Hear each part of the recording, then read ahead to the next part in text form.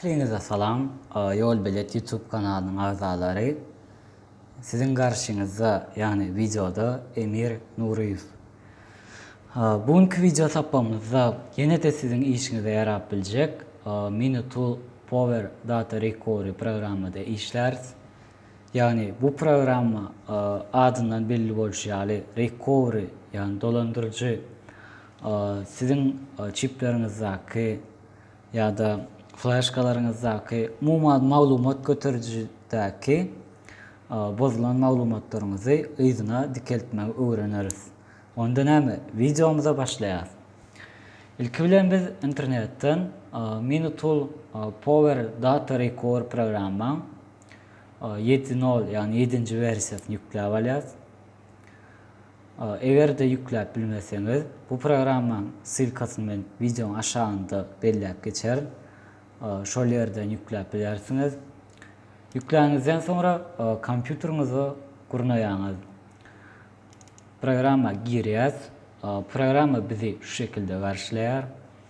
Indi biz test etmek üçin yani barlamak üçin bizim flashkamyza bir dokument iberýäs. Yani bir dokument. Bu dokument belli bir sebäbe görä aýdaly pozulýar. Indi biz muny näde izine dikeltmeli? Yani elbette bu programadan peýdalanýas.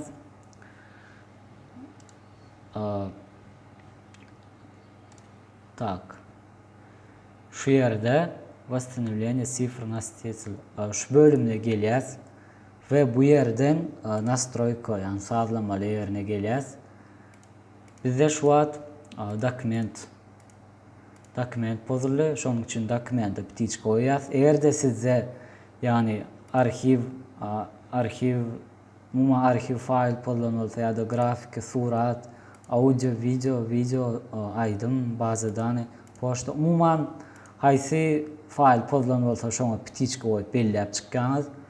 Mende häzirlikçe dokument pozuldy, şonuň üçin dokumenty bitiç goýýas ve okey basýas.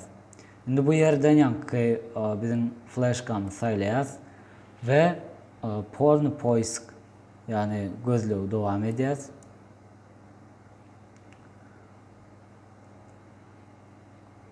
Yani şeylerlikde dowam etdi ve biraz wagtyňyz alar. Häzirlikçe mende bir dokument bolan üçin admin edýäs. Siz dolluğuna garaşýaňyz. Indi ýanky bozulan maglumatyňyz şunýalyk faýlyň içinde gelýär. Biz muny daşyna nädip çykarmaly ýani rabot stoly. Şu yerden птичка goýýas, belläýäs. Сохранить ýani ýerik сохранить etjek. Rabot stol belläýäs. Okey. Şeýle bilen ýanky dokumentimiz. Yani Yol Bilet izine dolandy.